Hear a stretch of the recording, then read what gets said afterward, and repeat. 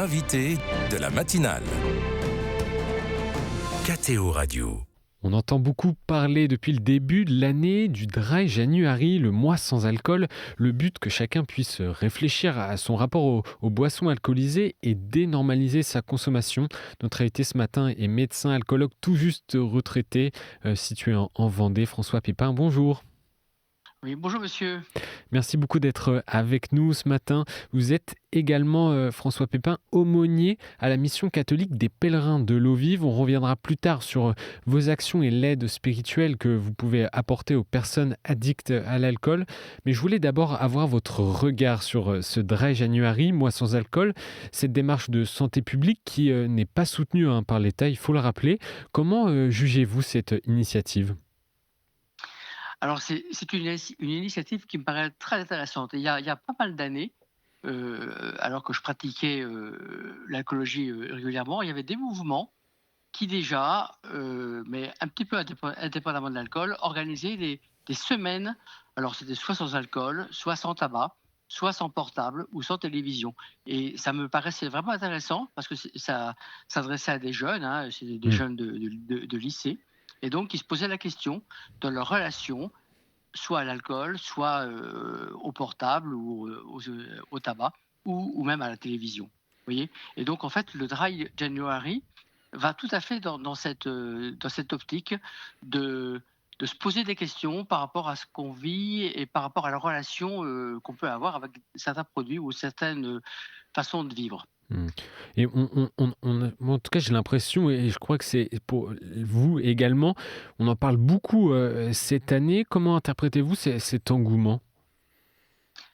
Alors, je pense que, alors effectivement, j'ai l'impression qu'on en parle beaucoup plus, à la fois dans les journaux et à la télévision ou à la radio, parce que j'ai vu des émissions, dans le journal aussi, dans les journaux, j'en vois, j'en entends parler, et ben, je pense que les jeunes commencent à se rendre compte qu'on peut consommer autre chose que de l'alcool, qu'on peut vivre différemment, de manière plus harmonieuse, plus équilibrée, avec une meilleure santé. Et je pense que... Alors, il y a une chose qui est évidente. Moi, je me fais la remarque. Il y a 20 ans, on ne voyait pas de boissons sans alcool dans les supermarchés. Et maintenant, les rayons sont très importants. Alors, à la fois de bières sans alcool, de boissons énergisantes, d'ailleurs, qui ne sont pas forcément très bonnes. Mais bon. Et donc, il y a vraiment un changement, oui. Mais je pense que les gens commencent à s'intéresser. Je vois même dans ma propre famille, j'ai vu des enfants qui consommaient un peu de bière et qui ont fait le choix, à partir du moment où ils ont eu des enfants, de ne plus consommer de bière alcoolisée, mais de prendre des bières sans alcool. En tant que chrétien, François Pépin, quel regard portez sur la consommation d'alcool aujourd'hui ? Mon regard de chrétien, c'est d'abord un regard d'attention à l'autre et de soutien aussi. C'est pas du tout un regard jugeant. Quand je vois une personne qui est malade de l'alcool, quand je la voyais dans mon cabinet, il était hors de question que je juge, ou que je porte une idée sur sa foi. Jamais d'ailleurs je ne posais de questions sur sa foi. Alors parfois les gens m'interpellaient, sachant que j'étais diacre, que je suis diacre, mais non, c'est surtout un regard d'attention. Peut-être que le fait d'être chrétien, on fait attention peut-être un peu plus à la souffrance des gens, encore qu'il y a beaucoup de gens non chrétiens qui font attention aux autres. L'alcool, à travers la mention du vin, est très présente dans les Écritures, dans la Bible. Que nous enseigne l'Église sur l'alcool, ou notamment l'ivresse, je pense aussi ? Ah oui, alors il y a pas mal de textes. Alors un des plus anciens textes, c'est sur l'histoire d'une femme qui était enceinte, et il est dit dans la Bible que cette femme étant enceinte, elle ne pouvait plus prendre d'alcool. Donc déjà il y avait un peu une connaissance des dangers de l'alcool. C'est assez amusant ça. Il y a aussi, bon, bien sûr, les écrits de Saint Paul. Saint Paul, Saint Pierre, qui nous disent effectivement que que la sobriété, il y a encore pas longtemps, dans une des prières du soir qu'on récite, il était dit soyez sobre. Et effectivement, il y a la connaissance que la consommation d'alcool prise de manière anormale est un trouble de la santé. Maintenant, on sait bien que la maladie alcoolique, et c'est ça aussi mon regard de chrétien, la maladie alcoolique est bien une maladie, c'est pas une tare, ce n'est pas un péché, ce n'est pas d'ailleurs souvent les gens que je vois sont très culpabilisés par leur consommation, et moi j'essaie de les aider à se déculpabiliser et à prendre conscience que leur problème avec l'alcool est de l'ordre de la maladie et pas du péché. Mmh. Même si la consommation d'alcool peut porter à des comportements qui se rapprochent du péché. Qu'est-ce que ça signifie d'être en situation de dépendance, à l'alcool? Ah, c'est une situation terrible. Les toutes ces personnes que je vois dépendantes de l'alcool, donc que j'ai mis du temps d'ailleurs, vous savez, dans mon travail, parce que je vois des malades d'alcool depuis 40 ans, à bien prendre conscience de l'importance de ce que c'est que la maladie alcoolique, hein. Je me rappelle, il y a une vingtaine d'années, j'étais allé à une réunion et puis, il y avait un prêtre qui était là et qui avait parlé de péché et de voilà tout ça, mais on est très loin de là. Il y a une souffrance vraiment essentielle chez les gens qui sont malades de l'alcool, qui ne et par exemple, lors des rechutes, bon, vous savez, quand on prend la décision d'arrêter de boire, on ne boit plus du tout, et quand quelqu'un se remet à boire, très modérément, ben, il y a une rechute, et on voit la maladie alcoolique dans cette rechute quand les gens se mettent à boire jusqu'à l'ivresse et ne peuvent pas du tout s'en empêcher, et ils sont très, très souffrants de cette situation. Mmh. Hein, vraiment la maladie alcoolique est vraiment, donne une souffrance alors aux personnes, mais bien sûr à tout l'entourage, à la famille, aux conjoints, aux enfants, aux amis, hein. Certains parlent de l'alcool comme d'une drogue, voire d'une drogue dure. Ce parallèle est ajusté pour vous? Ah oui, tout à fait. C'est tout à fait de l'ordre de la drogue, c'est-à-dire, la nécessité d'augmenter les doses pour avoir les mêmes effets, le fait de ne pas pouvoir s'en dépêtrer. Oui, bien sûr, c'est une drogue, hein, et c'est une drogue dure. C'est une drogue dure qui est autorisée en France, hein.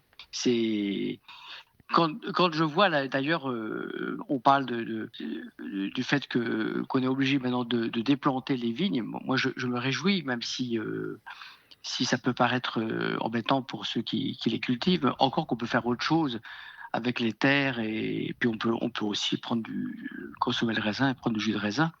Mais oui, je pense que notre vision catholique, elle va très bien avec l'arrêt de la consommation d'alcool. François Pépin, parlez-nous de la mission catholique des pèlerins de l'eau vive qui existe depuis plus de 40 ans et qui est reconnue par l'Église. Quelle est votre démarche? Quelle aide apportez-vous aux personnes en situation de grande dépendance à l'alcool?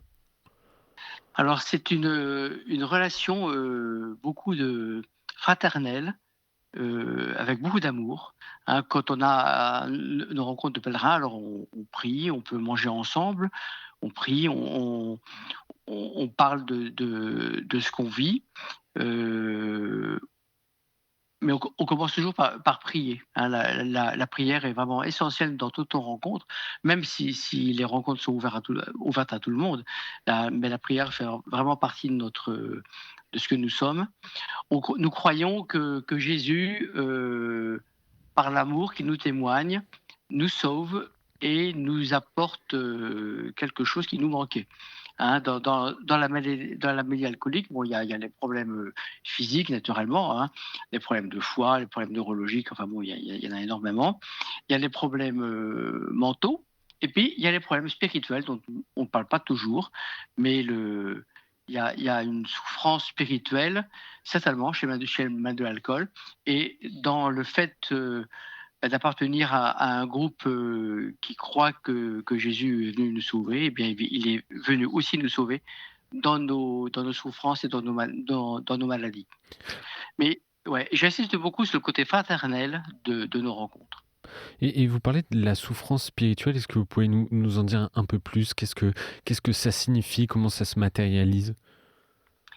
Alors, il y a une chose, c'est que je pense que malgré la dépendance à l'alcool, les personnes qui sont encore dans l'alcool, eh bien, ils gardent leur foi, même si c'est une foi qui est souffrante. Par exemple, quelqu'un qui va être en situation de rupture affective, vous voyez, par exemple, hein, et qui va entraîner chez elle aussi des questionnements sur la relation à l'autre, sur l'amour, sur la foi, eh bien, l'alcool va pouvoir être là pour combler un vide, voilà, combler ce vide et peut-être combler aussi un vide spirituel. D'accord. Donc, Voilà. donc la foi peut aussi aider à lutter contre l'alcoolisme. Alors, pour moi, c'est une évidence. C'est une évidence quand je vois nos groupes de pèlerins de l'eau vive, où vraiment beaucoup ont arrêté l'alcool, et tous témoignent du fait que leur foi, la rencontre aussi avec d'autres chrétiens, a pu vraiment complètement changer leur vie. Hmm. Et les pèlerins de l'eau vive organisent tous les ans, je crois, c'est ça, des pèlerinages à Lourdes. Alors, on a plusieurs pèlerinages. On a un pèlerinage en Vendée, à Salins-sur-Sèvre. On a des pèlerinages en Bretagne. On a des pèlerinages à Saumur. Des pèlerinages du côté de Lyon aussi, du côté de Grenoble. Et puis, notre grand pèlerinage, c'est au mois de juin, effectivement, à Lourdes. C'est à Lourdes qu'a été fondé ce mouvement des pèlerins de l'eau vive. Et c'est à Lourdes donc, que chaque année, on se retrouve.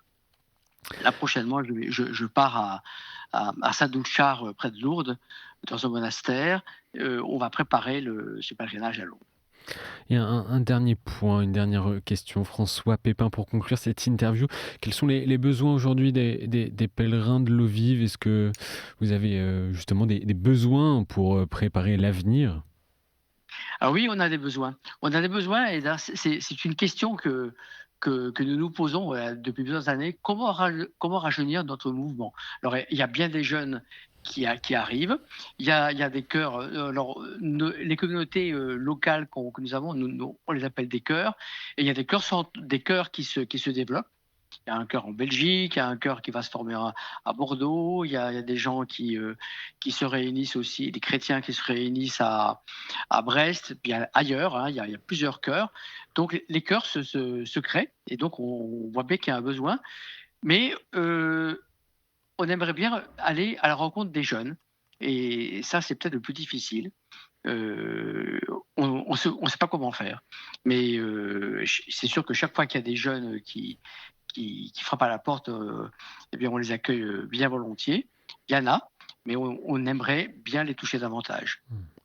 Merci François Pépin. En tout cas, si peut-être des auditeurs jeunes ou alors des personnes qui connaissent des jeunes veulent les rediriger sur le site, votre site, je donne son nom, pèlerindelovive.org, pour retrouver vos pèlerinages, vos actions et les informations. Merci d'avoir été avec nous ce matin, François Pépin.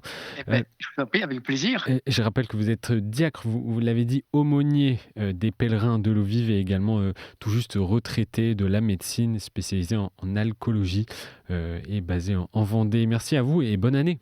Merci beaucoup, à vous aussi.